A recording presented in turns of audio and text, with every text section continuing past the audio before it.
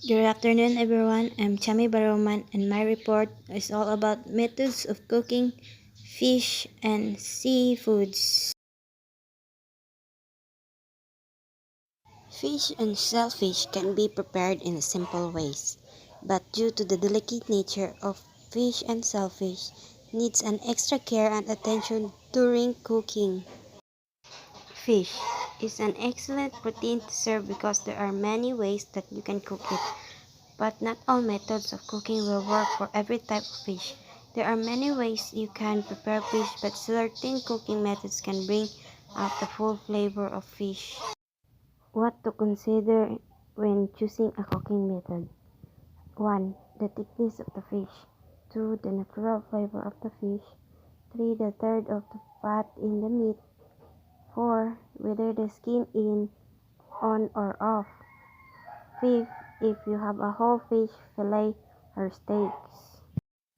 Also consider if your fish is clean or fat. Like fish has almost no fat, so it easily becomes dry. It best served with sauces to enhance moistness and give richness, or poaching in the moist heat method. Fish should be basted with butter or oil if broiled or baked. Lean fish may fried or sautéed to gain palatability from added fat. Fat fish.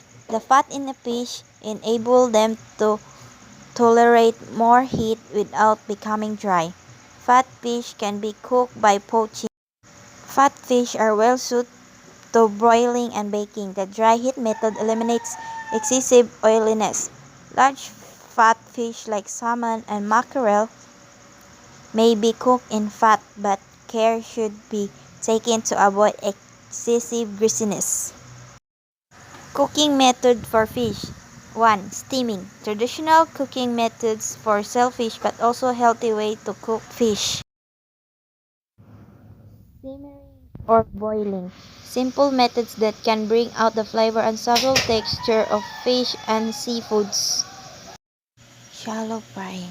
A quick method of cooking small amount of fillet steak or small whole fish. The fish must be protected with thin layer of coating. Deep fry. Best type of fish for deep frying are ones with neutral flavor.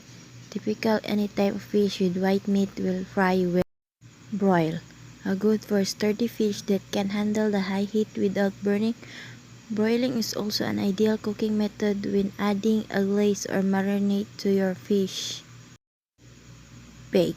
Baking is one of the safest way to cook fish, but thicker or oilier fish is ideal because it's less likely to dry out during cooking. Sauté, a good choice for delicate and flaky fish. This creates a crispy crust which an excellent contrast to a flaky and tender center of the fish. Baking in papille refers to cooking the fish in parchment paper. This creates seal that prevent the fish from drying out, which is why it's an excellent option for delicate type of seafoods. Stir frying, done in a large shallow pan or wok. This method is good for fast and easy cooking of small pieces of fish or shellfish. Poach, excellent for light fish as it prevents fish from drying out and it helps to enhance the delicate flavor.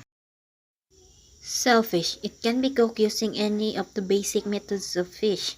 Shellfish generally has most connective tissues and therefore it forms up when cooked. Cooking shellfish use minimal temperature in the right amount of time will result in a moist and tender outcome. Crab. Because crab meat is clean and cooked, they can be used in variety of preparations from simple heating to the crab legs or preparing in stuffing and crab cakes. Mussels are commonly steamed or stewed and can also be fried. Squid is also called calamari and can be tenderized by scoring the connective tissues of the body. Quick cooking is best. Can be deep fried, braised, or stewed. Shrimps, commonly prepared by steaming, simmering, staying, grilling, and poaching. Oyster are eating raw, can be used in soups, stew, deep fried and baked. Clams used in chowders, soups and stew. The smaller clams can be eaten raw. The bigger clams can be steamed, braised or deep fried. Lobster can be poached, steamed, grilled, broiled or sautéed.